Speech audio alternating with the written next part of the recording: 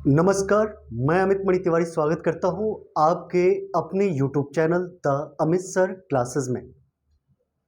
पिछली क्लास में हम लोग घटना चक्र की ई दृष्टि की क्लास कर रहे हैं और मैं आप लोगों सभी लोगों से कहूंगा कि ये जो घटना चक्र की जो लोग पीसीएस की तैयारी कर रहे हैं वो सभी ये घटना चक्र की जो दृष्टि है, ई दृष्टि है, इस ई दृष्टि को रख लें। मैं इसी को पढ़ा रहा हूं। आप क्या करेंगे, इस वीडियो को सुनेंगे, ठीक है, और साथ ही साथ इस ई दृष्टि को अपने पास रखकर इस ई दृष्टि को हाईलाइट करेंगे। जो जो मैं बातें बताऊंगा उन बातों को क्या करेंगे, आप हाईलाइट करेंगे।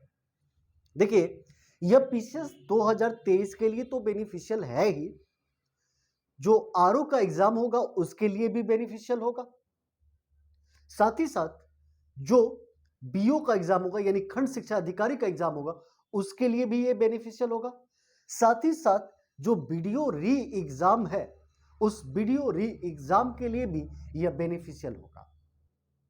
ठीक है, तो आपको जो पीसीएस वाले हैं इस समय उनको कुछ नहीं करना है, बस करंट अफेयर पर ही काम करना है।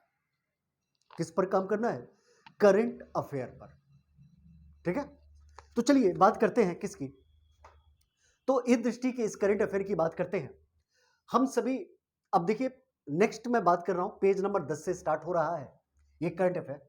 बात है वायनाड की। वायनाड कहां का है? तो आप सभी जानते हैं कि वायनाड जो है केरल का है, केरल में है, और यहीं से राहुल गांधी क्या थे, एमपी थे वायनाड से ही। क्लियर? वायनाड में क्या किया है? वायनाड ने क्या किया है कि अपने सभी जो जनजाति वहां के हैं, एसटी समुदाय जो है, उन सभी एसटी समुदायों के जो कागजात हैं, पैन कार्ड है, आधार कार्ड है, इन सब को उसने डिजिटलाइज करने का कार्य किया है। ठीक है ना, कि अब वो क्या रहेंगे, डिजिटल फॉर्म में रहेंगे। इसने अपनी जनजातियों के लिए कार्य किया है। किसने? वायनाड ने कार्य किया है। और वायनाड ने यह कार्य जो किया है ABCD के माध्यम से किया है। A for Akshay, V for big, C for campaign, for D for digitalization. इस कंपेन के थ्रू यानी ABCD कंपेन के थ्रू उसने क्या किया है वायनाड ने, यानी केरल के वायनाड ने अपने जनजातियों के लिए जो बुनियादी दस्तावेज है जैसे आधार कार्ड है, पैन कार्ड है, इन सब को उसने क्या किया है, उसने इन सब को डिजिटलाइज करने का कार्य किया है। ठीक है, तो कौन सा राज्य है? केरल, और केरल का कौन सा है? वायनाड। अब नेक्स्ट बात करते हैं भारत का सबसे लंबी स्केप टनल। स्केप टनल का मतलब हो गया सुरंग। सुरंग, सबसे लंबा सुरंग, जिसमें से क्या होगा, यातायात गो थ्रू करेंगे। तो मैं आपको बता दूं कि 2002 में क्या हुआ था। 2002 में एक राष्ट्रीय परियोजना चलाई गई थी। कौन सी परियोजना चलाई गई थी? तो राष्ट्रीय परियोजना चलाई गई थी 2000।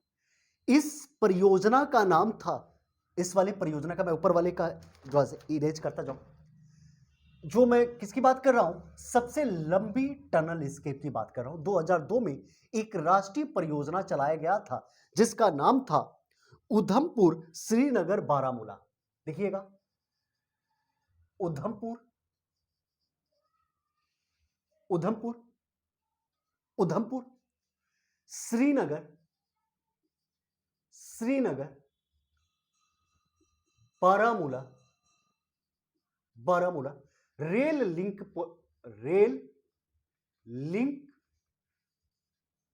प्रोजेक्ट। ये 2002 में चलाया गया था। उधमपुर से श्रीनगर, श्रीनगर से बारामूला एक रेल चला रहा था, और जो इसको क्या करेगा, जोड़ेगा। ठीक है ना, इससे राष्ट्रीय परियोजना का दर्जा दिया गया। किसको?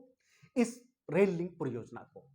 अब इस जो रेल लिंक परियोजना है उधमपुर श्रीनगर बारामूला, यह रेल लिंक को 4 खंडों में बांटा गया। कितने खंडों में? 4 खंडों में बांटा गया। ठीक है, कितने खंडों में? 4 खंडों में। कहा गया कि पहला खंड जो है उधमपुर से कटरा तक चलेगी। कहां तक चलेगी? कटरा तक। पहली जो रेल होगी वो कहां से चलेगी? उधमपुर से कटरा तक चलेगी। दूसरा कटरा से बनिहाल तक, कटरा से बनिहाल तक। और मैं बता दूं, यही जो कटरा से बनिहाल तक जो चलाना था, जो 2002 में 4 खंडों में बांटा गया था, Udhampur Srinagar Baramulla rail link project को, उसी में से जो सेकेंड वाला है कटरा से बनिहाल जो रेल लिंक प्रोजेक्ट है, ये चालू हो गया है और इसका नाम है T49। क्या नाम है? T49। देखिए, कटरा बनिहाल T49, यही T49 क्या हो गया? शुरू हो गया है। ठीक है ना? T49 शुरू हो गया है और ये सबसे लंबी सुरंग है। ये देश की, भारत की सबसे लंबी सुरंग है। इस T49 की जो लंबाई है, सुरंग की लंबाई है, वो है 12.75 किलोमीटर। कितनी है?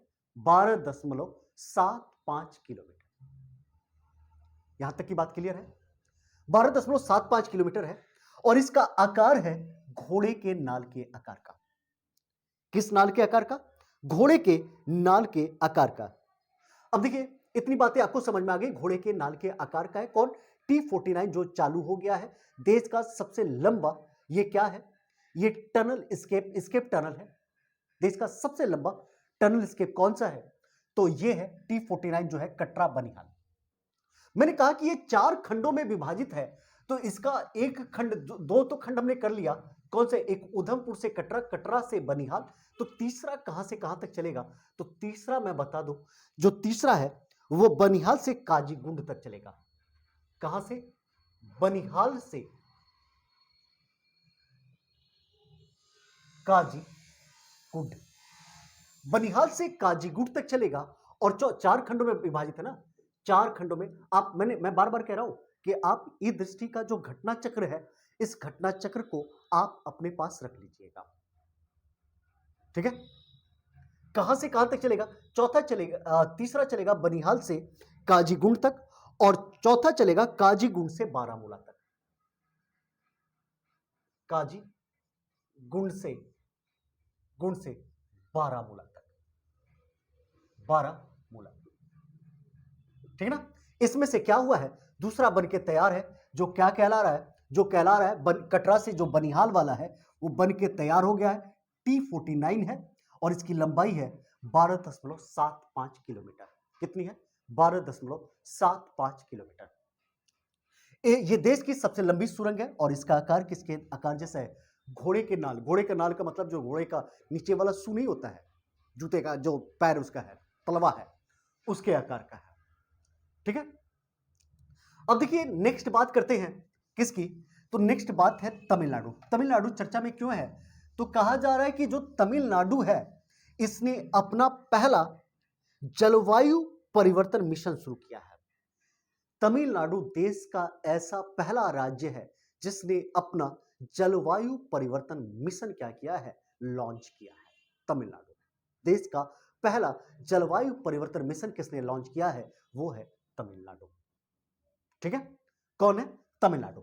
अब बात करते हैं केरल की, और केरल के 2 जगहों की बात करेंगे। एक है धर्मदत्त और एक है तिरुवनंतपुरम। धर्मदत्त जो है, यह केरल का निर्वाचन क्षेत्र है। यह क्या है? केरल का निर्वाचन क्षेत्र है धर्मदत्त। और यह धर्मदत्त क्या है? भारत का पहला पूर्ण पुस्तकालय है। भारत का पहला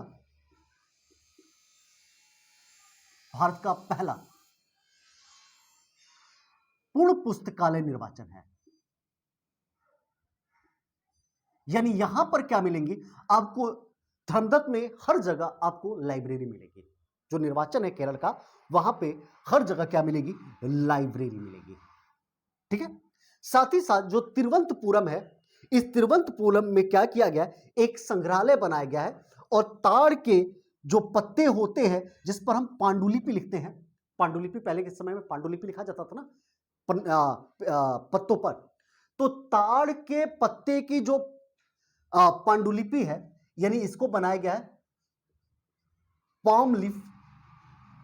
पाम मतलब ताड़, पाम लीफ मतलब पत्ता, पांडुलिपि, लिपि संग्रहालय, लिपि संग्रहालय संग्रहालय कहां पर? तो ये बनाया गया है तिरुवनंतपुरम में, केरल में। तो आपसे पूछा जाएगा पाम लीफ यानी ताड़ के पत्ते की जो पांडुलिपि संग्रहालय है वो कहां पे स्थापित किया गया है? आप कहेंगे तिरुवनंतपुरम, केरल के। और भारत का पहला पूर्ण पुस्तकालय निर्वाचन क्षेत्र कौन सा है? वो है धर्मदत्त, और वो कहां पे है? तो वो है केरल में। कहां पे है? केरल में। इतनी बातें आपको समझ में आ चुकी हैं। अब हम नेक्स्ट बात करते हैं कौन सा? तो हम नेक्स्ट बात करते हैं, एक है तिरुपति नगर, यह है केरल का। मैं बताऊं कि जो तिरुपति नगर केरल का है, इसमें क्या हुआ है? तो ये जो तरल अवशिष्ट होते हैं, जैसे अवशिष्ट का मतलब हो गया कि जो कचरा होता है, ई वेस्ट होता है, जैसे नालों से ई वेस्ट निकलता है ना भाई, गंदे गंदे पानियां, उसमें कूड़े करकट। अब ये क्या किया गया है कि इसको भारत का इसको उपचार किया जाएगा, इसका ट्रीटमेंट किया जाएगा, जो ई वेस्ट है। और वो भी कौन से वाले? तरल ई वेस्ट है भाई। सॉलिड ई वेस्ट भी होते हैं, लिक्विड ई वेस्ट भी होते हैं। तो जो लिक्विड ई वेस्ट है उसका क्या किया जाएगा? उपचार किया जाएगा, क्योंकि उससे पानी निकाला जाएगा। पानी की कमी हो रही है पीने वाले पानी, उस पानी को निकाला जाएगा, और उस पानी को निकाला जाएगा फाइटोरियल तकनीकी के द्वारा। किस तकनीकी के द्वारा? फाइटोरियल तकनीकी के द्वारा। और जानते हैं ये कहां किसका किया जाएगा? जो तरल ई वेस्ट उपचार है वो वास्तव में किया जाएगा विनय सागर झील का। जो विनय सागर झील है उसके जल का क्या किया जाएगा? उपचार किया जाएगा। और किस तकनीकी द्वारा? फाइटोरियल तकनीकी के द्वारा किया जाएगा। और जब उपचार किया जाएगा तो ये जो है विनायक सागर का जो पानी है ये क्या हो जाएगा? ये पीने योग्य हो जाएगा। कैसा हो जाएगा? पीने योग्य हो जाएगा। ठीक है। तो ये क्या किया गया है? भारत का सबसे बड़ा है ये। कौन? तिरुपति नगर। और किस प्रकार का है? तरल अवशिष्ट उपचार, तरल अपशिष्ट यानी लिक्विड उपचार केंद्र का सबसे बड़ा है। जबकि इसे कहते हैं सीवेज, कहते हैं जो ये होता है अवशिष्ट होते हैं, इसे कहते हैं सीवेज। सीवेज। और किस प्रकार का सीवेज है ये? तिरुपति नगर आंध्र प्रदेश वाला। तो ये है लिक्विड। आपसे पूछ भी लिया जाएगा कि विनय सागर झील किस राज्य में स्थित है? ठीक है, आप कहेंगे आंध्र प्रदेश में। अब देखिए, जब जब नॉर्मल पूछा जाएगा कि एशिया का सबसे बड़ा सीवेज उपचार संयंत्र कहां पे है, तो वो आप कहेंगे दिल्ली में। कहां पे है? दिल्ली में। जबकि लिक्विड वाला कहां पे है भारत का सबसे बड़ा? वो है आंध्र प्रदेश के तिरुपति नगर में। इतनी बातें क्लियर हो गई हैं। आगे बात करते हैं, इसको हटाता हूं मैं। अब यहां पे हम देखते हैं कौन सा। अब देखिए, एक विवेरिया कमोडियन है। कौन है? विवेरिया कमोडियन। यह विवेरिया कमोडियन जो है ना, यह मुंबई का है। कहां का है? मुंबई का विवेरिया कमोडियन। और यह एक हाउसिंग सोसाइटी है। क्या है? Housing society.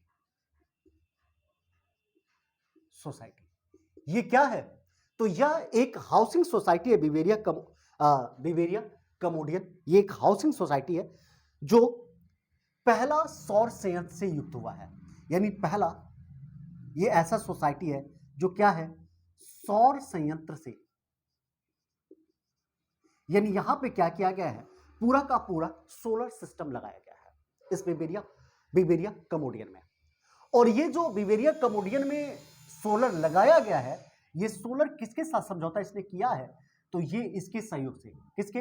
Tata power renewable energy limited, TPREL के क्या किया गया है? सहयोग से इसको लगाया गया है विवेरिया। ये भारत का पहला क्या है? बना है हाउसिंग सोसाइटी जो क्या है? पूर्ण रूप से सौर संयंत्र से संचालित हो रहा है। भाई अन्य हाउसिंग सोसाइटी क्या है? जहां पे आप कहीं पे रूम लेते हो किसी सोसाइटी में, तो वो क्या होता है? वो इलेक्ट्रिसिटी से चलता है ना। और ये किससे चलेगा? ये चलेगा सौर ऊर्जा से। यहाँ पे लाइट जो प्रोवाइड की जाएगी वो किसकी की जाएगी? वो की जाएगी सौर ऊर्जा की लाइट प्रोवाइड की जाएगी। ठीक है। अब बात करते हैं देश का पहला बैंकिंग डिजिटल, पूर्ण डिजिटल, देश का पहला पूर्ण डिजिटल बैंकिंग राज्य। यानी ऐसा राज्य जहां पर आप 2x4 आवर्स 24x7 यानी 24 घंटे 7 दिन अगर आप कॉल करेंगे तो ये बैंकिंग सेवा आपको उपलब्ध मिलेगी। 12 बजे रात में, 1 बजे रात में, 2 बजे रात में भी आप फोन करेंगे, आपको ये बैंकिंग सेवा उपलब्ध मिलेगी। ये है देश का पहला पूर्ण डिजिटल बैंकिंग राज्य कौन सा है? ये है केरल है। कौन सा है? केरल है। जबकि केरल का ही एक क्षेत्र है त्रिशूर, जिला है, क्षेत्र नहीं है, जिला है, त्रिशूर जिला है। सबसे पहले ये जो है पूर्ण डिजिटल बैंकिंग बना था त्रिशूर। 2021 में त्रिशूर बना था, त्रिशूर है, त्रिशूर 2021 में पूर्ण डिजिटल बैंकिंग बना था। अब क्या हो गया? पूरा का पूरा केरल राज्य ही पूर्ण डिजिटल बैंकिंग बन चुका है। क्या बन चुका है? पूर्ण डिजिटल बैंकिंग बन चुका है। क्लियर? अब देखिए एक कार्यक्रम है, जिस कार्यक्रम का नाम है, नेक्स्ट आगे चलते हैं 24वें नंबर पे। इस कार्यक्रम का नाम है स्मार्ट कार्यक्रम। इस पहली बात तो स्मार्ट का वो फुल फॉर्म पूछेंगे। क्या पूछेंगे? फुल फॉर्म पूछेंगे। आप बताएंगे इसका फुल फॉर्म होगा स्कोप फॉर मॉनिटरिंग आयुर्वेदा। किसके स्कोप है मॉनिटरिंग करने की? Ayurveda research in teaching profession. किसमें? Teaching profession. यानी इसका फुल फॉर्म है S for smart, M for monitoring, A for Ayurveda, R for research और टी फॉर टीचिंग प्रोफेशन। ठीक है ना? तो इसमें करना क्या है, स्मार्ट कार्यक्रम में करना क्या है? इस स्मार्ट कार्यक्रम का यह मुख्य उद्देश्य है कि जो जैसे किसी को डायबिटीज हो जा रहा है, किसी को बीपी हो जा रहा है, किसी को एनीमिया हो जा रहा है, किसी को अर्थराइटिस हो जा रहा है, इस पर क्या किया जाए, ये ऐसा क्यों हो रहा है, इसकी जांच की जाए, इस पर रिसर्च किया जाए। जब रिसर्च करना है तो इसके लिए किसी के साथ हमें समझौता भी तो करना पड़ेगा। तो इस स्मार्ट कार्यक्रम का मुख्य उद्देश्य है कि जो भी रोग हो रहे हैं, जो आम दिनचर्या में रोग हो रहे हैं, उनके लिए क्या करना होगा? रिसर्च करना होगा। और रिसर्च करने के लिए हमें समझौता करना पड़ेगा। किससे? तो हमने समझौता किया है national commission for Indian system of medicine, हमने इससे समझौता किया। साथ ही साथ हमने समझौता किया है central council for research in Ayurveda science. हमने दो से क्या किया है? समझौता किया है। किसके लिए? स्मार्ट कार्यक्रम के लिए। तो प्रश्न आ जाएगा स्मार्ट कार्यक्रम के लिए निम्नलिखित में से किससे समझौता किया गया है? Option A national commission for Indian system of medicine, दूसरा central council for research in Ayurveda science, C A व बी दोनों और डी इनमें से कोई नहीं। या ये कथन और कारण में दे देगा कि निम्नलिखित कथनों पर विचार करें। स्मार्ट कार्यक्रम का मुख्य उद्देश्य है कि वो जो दिनचर्या में, ऑप्शन ए दिनचर्या में होने वाले रोग जैसे मधुमेह, डायबिटीज, डायबिटीज हो गया, एनीमिया, इन सभी के बारे में उपचार करना, इनका निदान करना, इन पर रिसर्च करना। ठीक है। दूसरा बी हो जाएगा कि ये कह देगा कि इसने स्मार्ट कार्यक्रम ने अपनी समझौता national commission for Indian system of medicine और central council for research in Ayurveda science से क्या किया है? समझौता किया है। सी हो जाएगा national commission for Indian system of medicine और central council for research in Ayurveda science AYUSH मंत्रालय के अधीन कार्य करते हैं। और डी ये सभी। इस प्रकार भी क्या करेगा? ये प्रश्न बना देगा। ठीक है ना? तो क्या हो जाएगा? ये सभी हो जाएगा। यहां तक की बात है। अब देखिए ये वाला जो आज का करंट अफेयर थोड़ा सा लेंदी करंट अफेयर है। अब ध्यान दीजिएगा। अब इसने कहा कि सामाजिक प्रगति सूचकांक 2022 ये किसके लिए जारी किया जाता है? तो ये जारी किया जाता है भारत के राज्य और जिलों के लिए। सामाजिक प्रगति सूचकांक 2022 इसको जारी किया दो संस्थाओं ने। एक इंडिया की संस्था है जिसका नाम है, ये दो संस्थाओं द्वारा, एक इंडिया की संस्था जिसका नाम है Indian institute for competitiveness, institute for competitiveness. आप ई दृष्टि का जो बुक है वो अपने पास प्रॉपर रखिएगा और उसके थ्रू इसको जब स्टडी करेंगे तो आपको पूर्ण रूप से समझ में आएगा। तो इंस्टीट्यूशन फॉर कॉम्पिटेटिवनेस और सोशल प्रोग्रेस जो है इम्परेटिव, ये दो ऐसी संस्थाएं, एक संस्था है इंडिया की और एक संस्था है यूएसए की। ये दोनों संस्थाएं इसको जारी करती हैं। ये दोनों संस्थाएं कौन सी सामाजिक प्रगति सूचकांक को जारी करती हैं। और ये जो सामाजिक प्रगति सूचकांक है इसके लिए 6 इन्होंने पिलर्स डिसाइड किए हैं। कितने पिलर्स? 6 पिलर्स। अब मैं इसको 6 पिलर्स की बात कर देता हूं, कौन कौन सी पिलर्स हैं। तो आप एक बार पिलर पढ़ लीजिएगा, अब आपके पास बुक होगा। इसने कहा है कि पहला जो पिलर्स है, स्तर्स है, टीयर्स है, उस टीयर्स में रखा गया है अत्यधिक उच्च सामाजिक प्रगति। पहले नंबर पे रखा गया कि क्या है, कोई सामाजिक रूप से क्या है, कोई अत्यधिक उच्च है। दूसरे में रखा गया उच्च समाज। तीसरे में रखा गया ऊपरी मध्य सामाजिक प्रगति। चौथे में रखा गया निम्न मध्य सामाजिक प्रगति। पांचवें में रखा गया है निम्न सामाजिक प्रगति। और छठे में रखा गया अत्यधिक निम्न सामाजिक प्रगति। ठीक है ना? ठीक है। अब इसमें कहा गया 6 टीयर, 6 टीयर एक बार आप पढ़ लीजिएगा। आप जो पीसेस वाले देंगे एग्जाम, वो पीसेस वाले एक बार इस 6 टीयर को क्या करेंगे, पढ़ लेंगे। इस 6 पिलर्स को पढ़ लेंगे। अब कहा गया कि जो फर्स्ट पिलर्स है, फर्स्ट पिलर्स क्या बता रहा है कि जो है अत्यधिक उच्च सामाजिक प्रगति वाले, अत्यधिक उच्च सामाजिक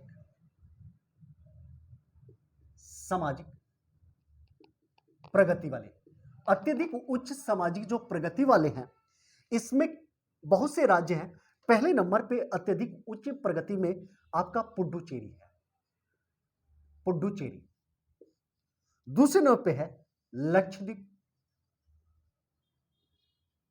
और तीसरे नंबर पे है गोवा,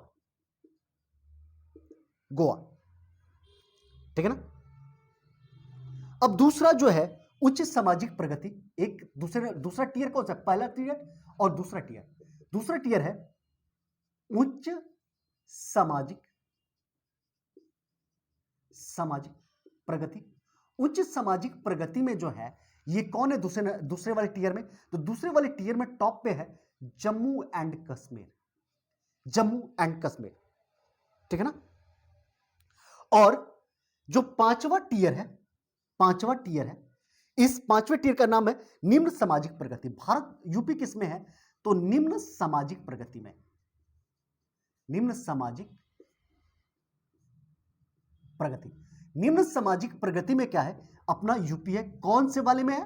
तो यूपी पांचवें वाले में है, पांचवें टीयर्स में है, पांचवें स्तर में है, निम्न सामाजिक प्रगति में है। और निम्न सामाजिक प्रगति में यूपी का जो रैंकिंग है वो है आपका 31। कितना रैंक है? रैंक है 31। और साथ ही साथ इसकी जो स्कोर है, इसका स्कोर है 49.16। ये याद कर लीजिएगा। ठीक है ना? अब देखिए, इस अत्यधिक जो उच्च सामाजिक प्रगतिशील है, इस अत्यधिक उच्च सामाजिक पद में जो है अच्छा प्रदर्शन करने वाला, अत्यधिक उच्च सामाजिक प्रगति में अच्छा प्रदर्शन करने वाली राजधानी कौन सी है? तो आइजोल है। आइजोल, आइजोल जो कि मिजोरम की राजधानी है। मिजोरम की क्या है? राजधानी है आइजोल। जो कि कैसा किया है? ये किया है अच्छा प्रदर्शन, अच्छा प्रदर्शन। तो आइजोल जो है ये कैसा प्रदर्शन करने वाला है? अच्छा प्रदर्शन करने वाला है। इतनी बातें आपको समझ में आई? इतनी बातें। तो चलिए अब हटाते हैं इसको, सामाजिक प्रगति सूचकांक को भी मैं हटाता हूं। ठीक है? अब ध्यान दीजिएगा, नमामि गंगे जो पहल है इसको स्टार्ट किया गया था नरेंद्र मोदी द्वारा, प्रधानमंत्री नरेंद्र मोदी द्वारा। 2014 में जब नरेंद्र मोदी आए तो उनका मेन उद्देश्य यह था कि गंगा को क्या किया जाए? साफ किया जाए, सुथरा किया जाए। और साफ सुथरा करने के लिए इन्होंने एक पहल चलाया था नमामि गंगे। ठीक है ना? नमामि गंगे। और इन्होंने कहा था कि जून 2014 में चलाया था। और इन्होंने कहा था कि जो मार्च है 2021 तक ये रहेगा। लेकिन आप सभी देख रहे हैं कि गंगा की हाल वही है। फरवरी 2023 में फिर इसको स्टार्ट किया गया है नमामि गंगे पहल नमामि गंगे पहल सेकेंड, फरवरी 2023 में चालू किया गया है और 2026 तक रहेगा। इसको क्या किया है? जो नमामि गंगे पहल है इसको यूएनओ ने मान्यता दे दिया है। यूएनओ ने क्या किया है? इसको मान्यता दिया है। ठीक है? यूएनओ ने क्या किया है? नमामि गंगे पहल को मान्यता दे दिया है। क्लियर? अब आइए थोड़ी सी बातें कर लेते हैं। गुजरात और हिमाचल प्रदेश में क्या हो रहा है? चुनाव हो रहे हैं। गुजरात और हिमाचल प्रदेश, तो मैं बात कर रहा हूं गुजरात की। गुजरात, आप सभी जानते हैं कि गुजरात में जो विधानसभा की सीट है 182 है। पहला प्रश्न तो यही बनेगा कि गुजरात की विधानसभा सीट कितनी है? 182 है। इस 182 में जो है 7वीं बार, कौन सी बार? 7वीं बार जो है ये बीजेपी यहां पे अपनी सत्ता कायम की है। क्या की है? सत्ता कायम की है। ये 1995 में पहले बीजेपी 1995 में यहां सत्ता कायम की थी। 1995 में कोई भी पार्टी रिकॉर्ड है कि अभी तक बीजेपी गुजरात में लगातार अपनी सत्ता बनाई रखी हुई है, बरकरार है। यहां के सीएम कौन है? तो भूपेंद्र पटेल जो हैं, भूपेंद्र पटेल यहां के क्या है? सीएम है। साथ ही साथ शंकर चौधरी कौन है? शंकर चौधरी। तो शंकर चौधरी यहां के क्या है? तो शंकर चौधरी यहां के विधानसभा अध्यक्ष हैं। विधानसभा अध्यक्ष शंकर चौधरी क्या है? गुजरात के विधानसभा अध्यक्ष हैं। ठीक है ना? क्या है? शंकर चौधरी विधानसभा अध्यक्ष है। अब ध्यान दीजिएगा, नेक्स्ट बात कर रहा हूं। अब कहां पे चलते हैं? अब हिमाचल प्रदेश चलते हैं। हिमाचल प्रदेश, हिमाचल प्रदेश में भी क्या हुआ? चुनाव हुआ हिमाचल प्रदेश में भी। और हिमाचल प्रदेश में जो चुनाव हुआ है, तो हिमाचल प्रदेश में कुल सीट है 68 सीट। कितनी सीट? 68 सीट। ठीक है ना? देखिए, अभी तक इतिहास में हिमाचल प्रदेश एक ऐसा राज्य है जिसने सर्वाधिक मतदान हासिल किया है। क्या किया है? सर्वाधिक मतदान प्रतिशत में, मतलब प्रतिशत में ये तो होता है, प्रतिशत में प्राप्त किया है। कौन? हिमाचल प्रदेश। ठीक है ना? अब देखिए, विश्व का सबसे ऊंचा, विश्व का सबसे ऊंचा, सबसे ऊंचा मतदान स्टेशन है, मतदान स्टेशन, स्टेशन जिसका नाम है तासीगंज, तासीगंग, तासीगंग। तासीगंग जो है विश्व का सबसे ऊंचा मतदान केंद्र है, जो लाहौल और स्पीति में है। कहां पे है? लाहौल स्पीति। लाहौल स्पीति में तासीगंग है, जो विश्व का सबसे ऊंचा मतदान केंद्र है। कहां पे है? हिमाचल प्रदेश में। कहां पे है? हिमाचल प्रदेश में। ठीक है ना? यहां पे आप सभी जानते हैं कि कांग्रेस की पार्टी बनी है, एनआईसी जीता है, और एनआईसी से जो सीएम बने हैं वो सुखविंदर सिंह सक्खू। कौन बने हैं? सुखविंदर सिंह, सुखविंदर सिंह सक्खू। सुखविंदर सिंह सक्खू जो हैं, ये एनआईसी से यहां पर क्या बने हैं? यहां पर सीएम बने हैं सुखविंदर सिंह सक्खू। कहां के? तो ये बने हैं हिमाचल प्रदेश के। ठीक है ना? हिमाचल प्रदेश के कौन है? सुखविंदर सिंह सक्खू। यहां तक की बातें क्लियर है? कोई डाउट? अब यहां पे हम पढ़ लिए किसकी? गुजरात की, हिमाचल प्रदेश की। अब बात करते हैं हिमालयी याक के बारे में। हिमालयी याक, जब देखिएगा 2019 में जब पशु जनगणना हुआ था, तो हिमालयी याक की संख्या क्या हो गई थी? घट गई थी। हम बात किसकी कर रहे हैं? हिमालयी याक, हिमालयी याक। हिमालयी याक की क्या हो गई थी? संख्या घट गई थी, और इसकी संख्या जो थी 58,000 हिमालयी याक। ठीक है ना? ये हिमालयी याक पाई कहां जाती है? तो हिमालय क्षेत्र में, हिमालयी क्षेत्र, तिब्बत, तिब्बत, मंगोलिया, मंगोलिया, ये यहां पे पाई जाती है हिमालयी याक। ठीक है ना? अब देखिए, पशु और डेयरी विभाग जो आयोग है, पशु और डेयरी विभाग जो है, पशुपालन, पशुपालन व डेयरी विभाग। इस डेयरी विभाग ने फसाई से कहा, फसाई FSSAI, फसाई से कहा कि आप एक काम करो, हिमालय याक को आप क्या करो, आप इसे खाद्य पशु का दर्जा दे दो। किसने कहा? इसने कहा खाद्य पशु का दर्जा। तो फसाई ने क्या किया? फसाई ने पशुपालन और डेयरी विभाग के कहने पर इस हिमालय याक को खाद्य पशु का दर्जा दे दिया। क्या दे दिया? खाद्य पशु का दर्जा दे दिया। फसाई का फुल फॉर्म क्या होता है? फूड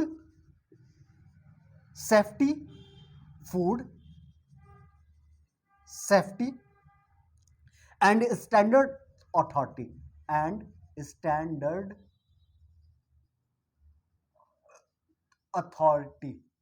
स्टैंडर्ड अथॉरिटी, ये होता है। ठीक है ना?